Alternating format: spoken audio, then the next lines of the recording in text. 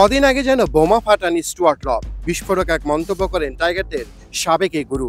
প্রকাশ্যেই দাবি করেন 25 বছরও এগোয়নি বাংলাদেশের ক্রিকেট।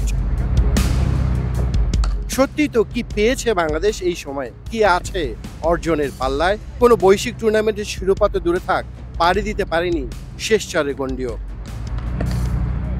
সাফল্য আসে কখন? যখন আপনি মাঠের বাইরে প্রস্তুতিতে নিজের শতভাগ নিংড়ে দিবেন। সেখানেও কিন্তু অনেক প্রশ্ন থেকে যায়। যুক্তরাষ্ট্রে আসার পর থেকেই বাংলাদেশের বেশিরভাগ অনুশীলন হয়েছে ঐচ্ছিক।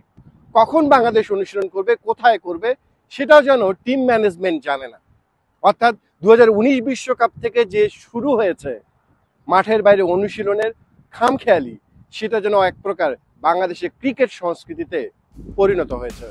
1999 ওয়ানডে বিশ্বকাপে প্রবল প্রতাপশালী পাকিস্তানকে হারিয়ে পুরো বিশ্বকে চমকে দিয়েছিল লাল সবুজের দল। এরপর বিশ্বকে বাংলাদেশ চমকে দিয়েছে অনেকবারই, জয়ের পাল্লাও হয়েছে ভারী। কালে ভদ্রে বড় দলগুলোকে চোখ রাঙালেও ধারাবাহিক হয়ে উঠতে পারেনি বাংলাদেশ, পারেনি নিজের গণ্ডি থেকে বেরোতে। বড় দল হয়ে ওঠা তো দূরে থাক, পারেনি ছোট দলগুলোর কাছে সমীহ আদায় করে নিতে।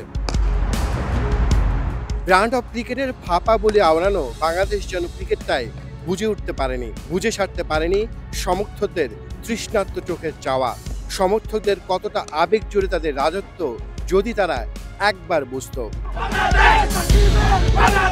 নাসাউ কাউন্টি মাঠে ব্যস্ততা আর বাস্তবতা সব দূরে ঠেলে যারা স্লোগান তুলেছিল বাংলাদেশ বাংলাদেশ বলে, তাদের আবেগের এই মূল্য কোথায় আছে?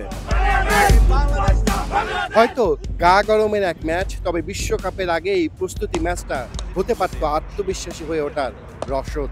কিন্তু সুযোগটা যেন হেলায় ঠেলে দিল সাকিব শান্তরা। ভারতের কাছে পাত্তাই পায়নি বাংলাদেশ।